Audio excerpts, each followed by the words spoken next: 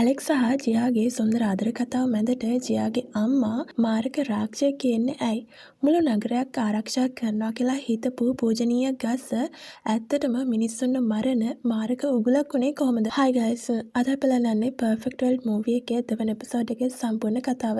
ඉතින් ඔයා මේ movie එකේ පළවෙනි එපිසෝඩ් එක බලපු නැති කෙනෙක් නම් වීඩියෝ එකේ උඩින් වටන කාඩ් එක ක්ලික් කරලා ඔයාට ඒ වීඩියෝ එකත් බලන්න පුළුවන්. හරි. ඉතින් ආදරය, පාවදීම් සහ ලේ වැగిරෙන සටන් පිරුණු මේ කතාවේ අවසානය ඔයාව අනිවාර්යයෙන්ම පුදුම කරනවා. ඒ නිසා මේ වීඩියෝ එකේ එක තප්පරයක්වත් මගහරින්නේ නැතුව ස්කිප් කරන්නේ නැතුව වීඩියෝ එක අවසානය දක්වාම අපිත් එක්ක රැඳලා ඉන්න. හරි guys, එහෙනම් අපි යමු අද වීඩියෝ එකට. අද මුළු නගරයක්ම සැරිසලා තියෙන්නේ ජියා නගරයේ නව පූජකවරිය විදිහට අභිෂේක ලබන උත්සවයටයි. නගරවැසියෝ හැමෝම මග දෙපස බලාගෙන ඉන්නේ ජියා එනකන්. හැබැයි ඇලෙක්ස් මේ හැමදේම බලාගෙන ඉන්නේ හරිම දුකෙන්. එයාට ඊයේ රෑ ජියා කියපු දේවල් මතක් වෙනවා. ජියා කිව්වා තමන් මේ තනතුර බාරගත්තම තමන්ට මේ නගරයේම ඉන්න වෙනවා කියලා. ජියාගේ හිතේ තිබුණේ ඇලෙක්ස් එක්ක ලස්සන විල් බලන්න, ලස්සන වතුවල ඇවිදින්න යන්නයි.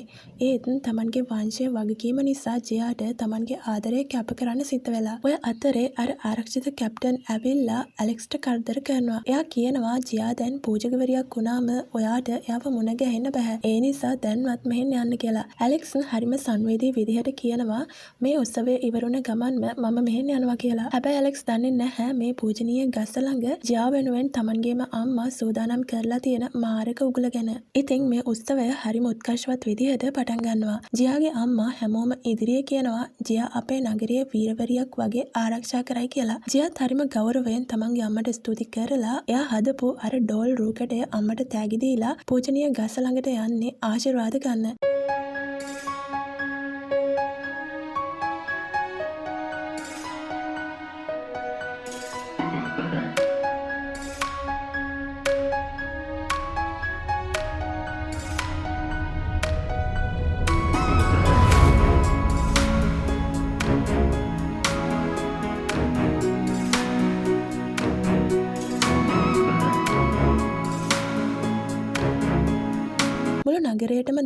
මුළු නගරයටම දැනගහගෙන ට්‍රී ස්පිරිට් එකට ආරාධනා කරනවා. ඒ වෙලාවේ ගසේ කොළ අතරින් ලස්සන ආලෝකයක් විදිහට ට්‍රී ස්පිරිට් එක මතුවලා ජියාට ආශිර්වාද කරන්න එනවා. හැබැයි ඒ මොහොතේම මුළු ලෝකයම කම්පා කරමින් ජියාගේ අම්මා තමන්ගේම අතින් ඒ පූජනීය ආත්මයට මාරක ඊතලයකින් විදිනවා. ස්පිරිට් එක විනාශ වෙනවත් එක්කම ජියාට සිහි නැතිව ඇදගෙන වැටෙද්දී ඇලෙක්ස් එතනට පැනලා ජියාව බේර ගන්නවා. පූජනීය ගස ගිනි ගන්න පටන් ගන්නවා. මුළු නගරේම විනාශ වෙන්න පටන් ගන්නවා. මිනිස්සු පන බයේ කෑ ගහමින් දුවනවා. තමන්ගේ අම්මා මේ වගේ විනාශයක් කළේ ඇයි කියලා කාටවත් හිතාගන්න බෑ. ඇලෙක්ස් කියනවා එයා මාලිගාවට ගිය වෙලාවේ ජියාගේ අම්මා එයාව රහස් කාමරයකට එක්කන් ගිහින් ජියාව කොහොම හරි ආරක්ෂා කරන්න කියලා රහසින් ඉල්ලුවා කියලා. ඒ වෙලාවේ කවුරු හරි ඔවුන්ට හොරෙන් ඇහුම්කන් දෙන බව ජියාගේ අම්මා දැනගෙන හිටපු නිසායි එයා ඇලෙක්ස්ට ප්‍රසිද්ධියේ පැනලා එලවන්න හැදුවේ. ඇත්තම රහස තමයි මෙච්චර කල් නගරේ ආරක්ෂා කරනවා කියලා හිතපු මේ පූජනීය ගස ඇත්තටම ටෙම්පල් කියන දුෂ්ට සංවිධානයක මායාවක්.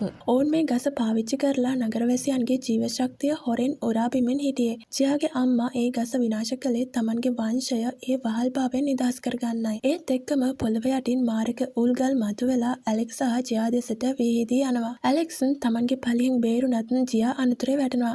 ඒ වෙලාවේ තමන්ගේ දුව බේරගන්න ජියාගේ අම්මා ජියාව තල්ලු කරලා ඒ මාරක උල් තමන්ගේ ඇඟට ලබා ගන්නවා. ජියාගේ ඇස් පනා පිටම ඇගේ අම්මා දරුණු විදියට තුවාල ලබද්දී පොළව යටින් තවත් මාරක ద్వාරයක් විවෘත වෙනවා. ඉතින් අර මාරක පෝටල් එකෙන් මතුවෙන්නේ කලින් එපිසෝඩ් එකේදී අපි දැකපු බියකරු ගාඩියන්. එයා කියනවා ජියාගේ අම්මා නිසා තමන්ගේ අවුරුදු ගණනාවක ප්ලෑන් එක විනාශ වුණා කියලා.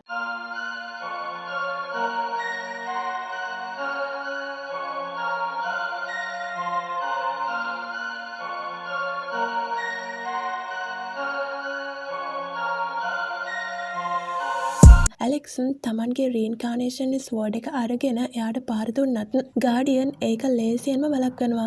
ගාඩියන් තමන්ගේ මාරක සේනාවට අනුකරනවා මුළු ෆයර් ක්ලයින් එකම විනාශ කරලා ජියාව තමන්ගේ ගාවට අරගෙන එන්න කියලා. ඒ වෙලාවේ ජියාගේ ආරක්ෂිත සටන්කාරයෝ ඇවිල්ලා ජියාව බේරගන්න සටන් වදිනවා. මේ අතරේ තුවාල වෙලා හිටපු ජියාගේ අම්මා තමන්ගේ අවසන් හුස්ම හෙළමින් ජියාගෙන් සමාව ඉල්ලනවා. ඇය කියනවා ගස විනාශ කළොත් ටෙම්පල් එකෙන් බේරෙන්න පුළුවන් වෙයි කියලා. එයා හිතුවත් ඒක වැරදුනා කියලා. අවසානයේ ජයාගේ අතේම එයාගේ අම්මා මැරෙනවා. ජයාගේ අම්මගේ සිරුර අතුරුදන් වෙද්දී ඉතිරි වෙන්නේ ජයා හදපු අර පුංචි රූකඩ ඩෝල් විතරයි. ජයා කඳුළු අතරින් පොරොන්දු වෙනවා තමන්ගේ අම්මගේ අරමුණ ඉටු කරලා තමන්ගේ මිනිස්සුන්ව බේරගන්නවා කියලා.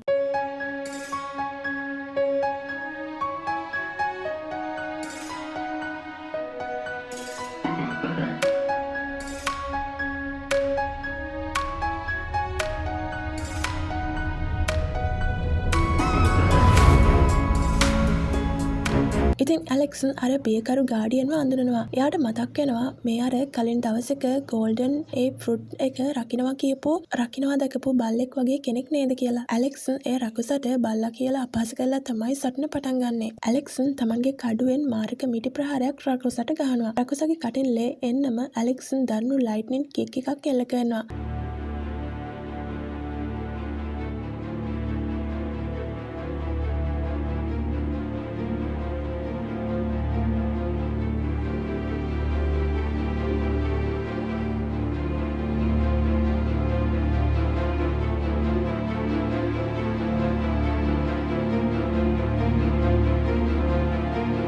මේ අතරේ ජියා තමන්ගේ අම්මගේ මරණයෙන් පස්සේ හිත දැඩි කරගෙන සටනට පනිනවා. එයා තමන්ගේ ෆයර් බෝල් වලින් රකුස් සේනාව විනාශ කරනවා. සටන දරනු වෙද්දී අර ගාඩියන් තමන්ගේ බූවල්ලෙක් වගේ තියෙන අඬු පාවිච්චි කරලා ඇලෙක්ස්ව වීසි කරනවා. රකුසා ලොකු පිපිරීමක් කරද්දී ඇලෙක්ස් Wrath of God කියන මාරක තණ්ඩ ටෙක්නික් එක පාවිච්චි කරනවා. රකුසා තමන්ගේ ඇටකටු වලින් හදපු විශාල කඩුවක් ඇලෙක්ස්ට එල්ල කළත් ඇලෙක්ස් ඒක කෑලි කෑලි වලට කපලා දාලා දිගින් දිගටම පහර දෙනවා. මේ වෙලාවේ ඇලෙක්ස් අර ගාඩියන් තමන්ගේ මැජිකල් ස්ක්‍රෝල්ස් පාවිච්චි කරලා ගල් වලින් ගහලා කුඩු කරන්න හැදුවත් ඒක ලේසි වෙන්නේ නැහැ. රකුසා තමන්ගේ ඇටකටු කඩු වලින් ඇලෙක්ස්ව වට කරලා විශාල ගල් වලින් යට කරලා මරන්න හදනවා. හැබැයි ඇලෙක්ස් තමන්ගේ තණ්ඩ ටෙක්නික් එකෙන් ඒ ගල් කුඩු කරලා 10 heavenly ටෙක්නික් එක පාවිච්චි කරලා රකුසව හිර කරනවා. ඇලෙක්ස් තමන්ගේ සම්පූර්ණ බලය ලියවිලි වලට දීලා ගාඩියන්ට මාරක ප්‍රහාරයක් එල්ල කරනවා. රකුසගේ සිරුර පිපිරලා යනකම්ම ඇටැක් කරන ඇලෙක්ස් කියනවා මම ජයාව ගෙනියන්න දෙන්නේ නැහැ කියලා.